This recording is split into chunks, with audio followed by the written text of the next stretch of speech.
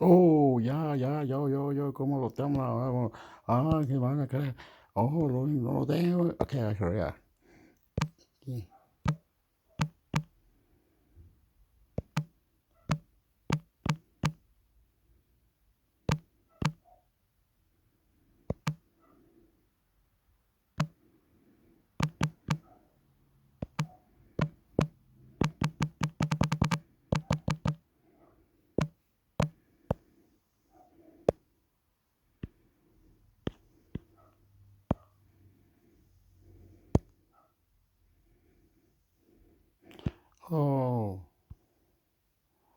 Oh, yeah. Australian Artificial Intelligence Institute University of Technology Sydney. The Australian Artificial Intelligence Institute is our leading research. English got P. This one.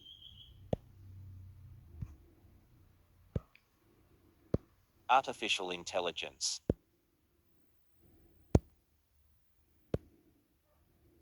Australian Artificial Intelligence Institute, University of Technology, Sydney. The Australian Artificial Intelligence Institute, A, is a world-leading research institute in artificial intelligence, with a vision to develop theoretical foundations and advance algorithms for AI, and to drive significant progress in related areas like computational intelligence, business intelligence, computer vision, data science, machine learning, brain-computer interface. Australian Artificial Intelligence Institute, University of Technology, Sydney. The Australian Artificial Intelligence Institute, A, is a world-leading research institute in artificial intelligence, with a vision to develop theoretical foundations and advance algorithms for AI, and to drive significant progress in related areas like computational intelligence, business intelligence, computer vision, data science, machine learning, brain-computer interface, bio-inspired neural networks and information systems.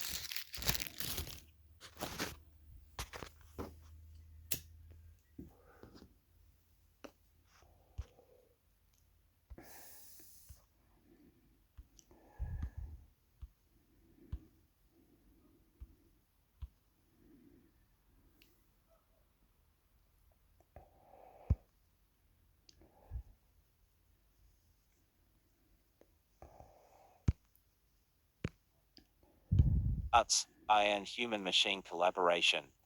The next step in human-machine collaboration with the advent of increasingly intelligent machines in society and industry. The artificial intelligence-empowered human-machine collaboration (IHMEC) recognizes the need for people and technology to build on each other's strengths and work together collaboratively. Australia's leading researchers in artificial intelligence, engineering, information and telecommunications technology, business, and social sciences are being brought together at the IHMEC to develop the tools, robotics, and real-world applications to unlock the incredible potential of this burgeoning industrial revolution.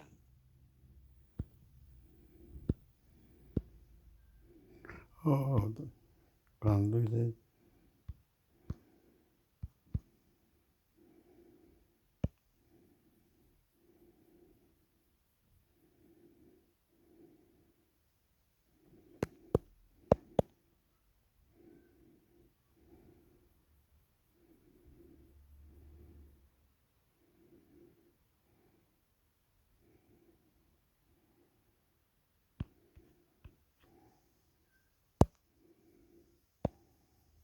Homepage Department of Industry, Science and Resources.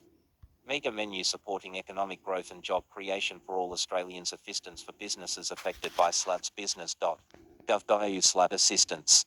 If your business has been affected by recent floods, you can access a range of support to help you get your business back up and running. Find up-to-date information for your state or territory on business.gov.au. Go to business.gov.au latest public consultation. People. Our people are shaping Australia's future by driving economic growth and job creation. Meet those leading the important work we are doing. Corporate plans. Our corporate plans outline our department's purpose, activities and performance for each financial year. Budget statements. Our budget statements outline the proposed allocation of resources to government outcomes by our portfolio entities. Annual reports. Our annual reports outline our department's activities and financial performance for each financial year.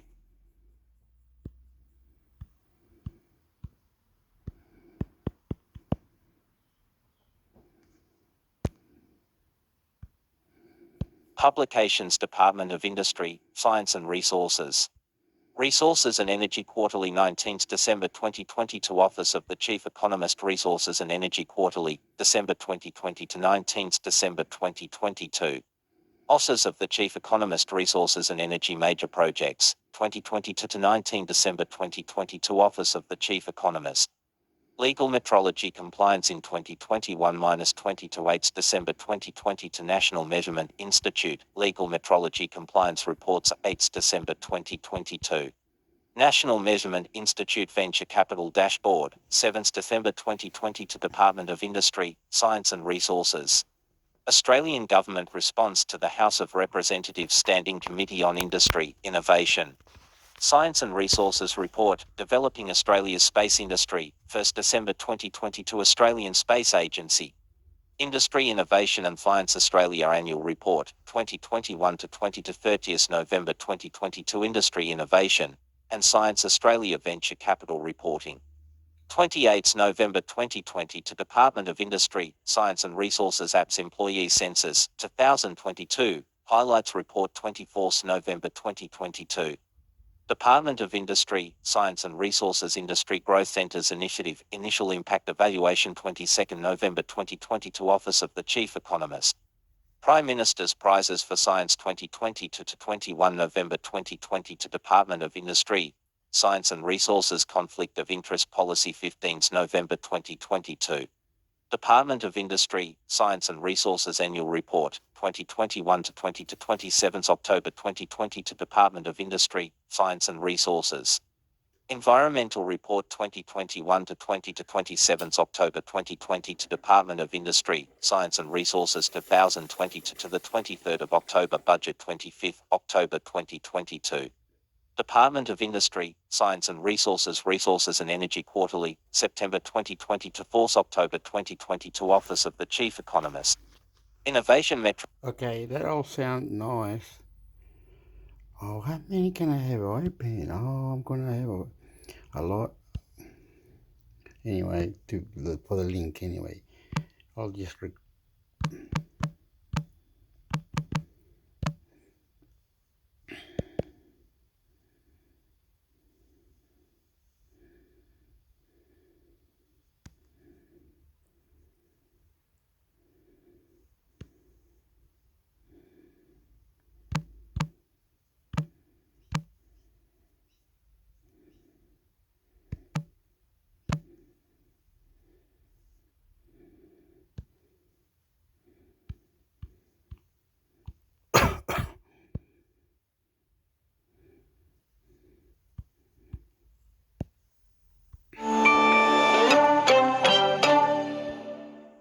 The International Monetary Fund is warning at least a third of the world's economy will be hit by recession this year. The IMF has 190 members and it works to ensure stability in the global economy. One of its key roles is to act as an early warning system. And I guess we're hearing one of those warnings.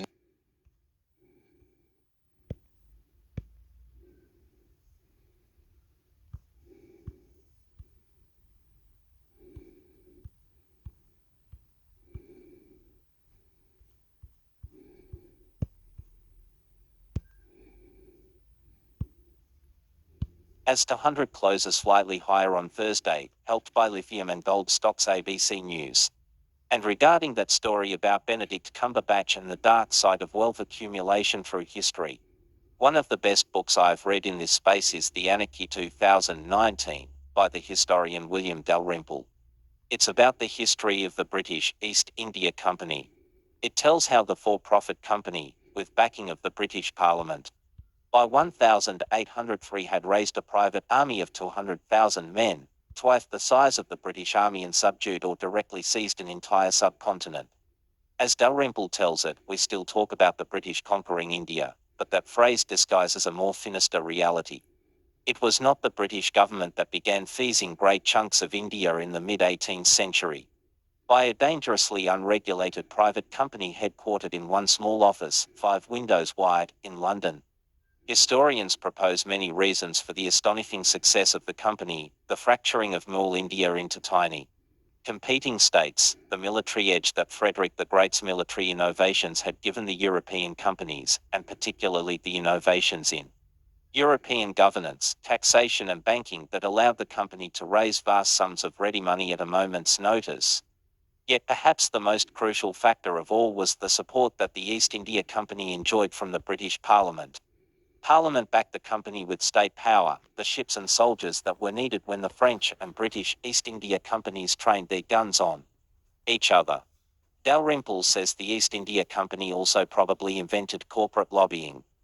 In 1693, less than a century after its foundation, the Ike was discovered for the first time to be using its own shares for buying parliamentarians, annually selling out £1,000 to £100 a year to prominent MPs and ministers. The parliamentary investigation into this, the world's first corporate lobbying scandal, found the Ike guilty of bribery and insider trading. He says the company stripped India of so much wealth to send back to England that it changed the course of history. And it had an influence on the American War of Independence. Before long, the Ike was straddling the globe. Almost single-handedly it reversed the balance of trade, which from Roman times on had led to a continual drain of Western bullion eastwards. The Ike carried opium east to China, and in due course fought the Opium Wars in order to seize an offshore base at Hong Kong and safeguard its profitable monopoly in narcotics. To the west it shipped Chinese tea to Massachusetts, where its dumping in Boston Harbor triggered the American War of Independence. Indeed, one of the principal fears of the American patriots in the run-up to the war was that Parliament would unleash the East India Company in the Americas to loot there as it had done in India. In November 1773, the patriot John Dickinson described Ike tea as accursed trash, and compared the potential future regime of the East India Company in America to being devoured by rats. This almost bankrupt company, he said, having been occupied in wreaking the most unparalleled barbarities, extortions and monopolies in Bengal, had now cast their eyes on America as a new theatre, whereon to exercise their talents of rapine, oppression and cruelty. That private company with a handful of directors and a small office in London ended up ruling over a population of 50 to 60 million people in India. One of its directors even admitted that the Ike was an empire within an empire, with the power to make war or peace anywhere in the East. The company came close to generating half of Britain's trade at one point. It's a brilliant book. A genuine page-turner.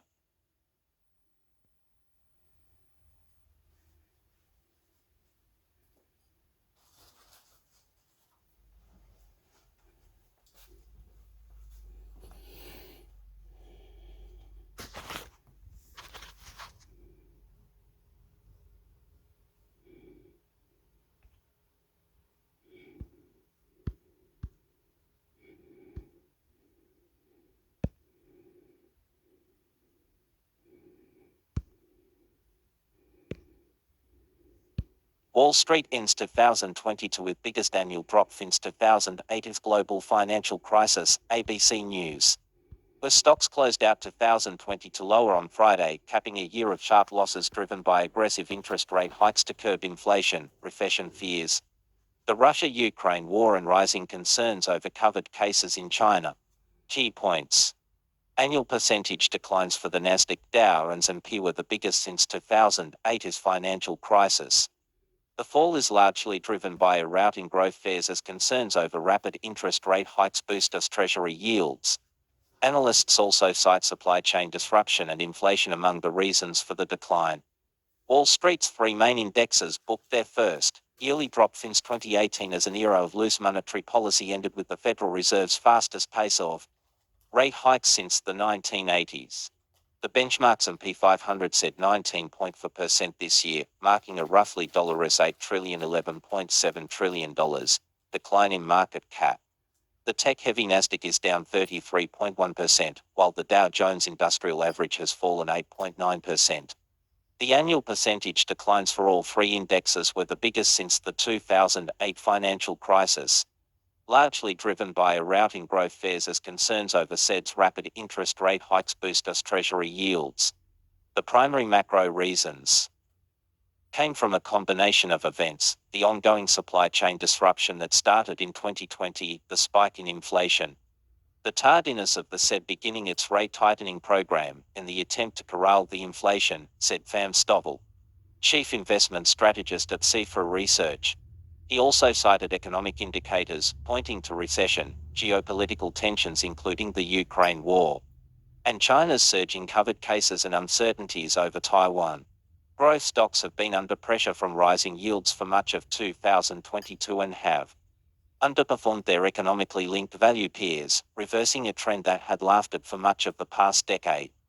Apple, Alphabet, Microsoft, Nvidia, Amazon.com and Tesla are among the worst drags on the S&P 500 growth index, down between 28% and 66% in 2022. The S&P 500 growth index has fallen about 30.1% this year, while the value index is down 7.4%. With investors preferring high dividend yielding sectors with steady earnings, such as energy. Energy has recorded stellar annual gains of 59% as oil prices surged. 10 of the 11 S&P sector indexes dropped on Friday, led by real estate and utilities. The housing market has really slowed down and the values of people's homes have declined off of the highs earlier this year, said J. Bryant Evans, investment advisor and portfolio manager at Ozard Asset Management. That affects people's mind frame and actually affects their spending a little bit. The focus has shifted to the 2023 corporate earnings outlook, with growing concerns about the likelihood of a recession. Still, signs of US economic resilience have fueled worries that rates could remain higher, though easing inflationary pressures have raised hopes of dialed-down rate hikes. Money market participants see 65% odds of a 25 basis point hike in the Fed's February meeting, with rates expected to peak at 4.97% by mid-2023. The Dow Jones Industrial Average fell 73.55 points, or 0.2%, to 33,147.25. The S&P 500 lost 9.78 points, or 0.25%, to 3,839.50, and the Nasdaq Composite dropped 11.61 points, or 0.11%, to 10,466.48. Volume on US exchanges was 8,500,000,000 shares, compared with the 10,790,000,000 average for the full session over the last 20 trading days. Declining issues outnumbered advances on the NIS by a 1.50 to -1 ratio, on Nasdaq, a 1.03 to -1 ratio favored decliners. The S&P 500 posted no new 52-week highs and no new lows. The Nasdaq Composite recorded 85 new highs and 130 for new lows. Reuters.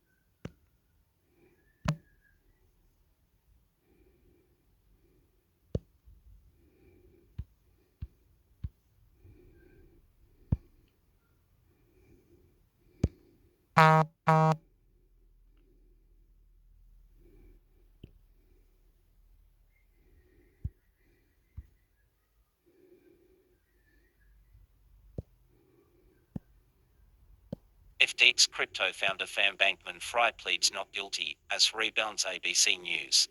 The Australian share market has ended its day with strong gains and managed to claw back all of yesterday's steep losses. The ASX 100 index jumped 1.6% to close at 7,059 points, with almost every sector posting gains. The US dollar was on the back foot after a steep spike overnight, with investors keenly awaiting minutes from the Federal Reserve's most recent meeting to gauge the path forward for interest rates.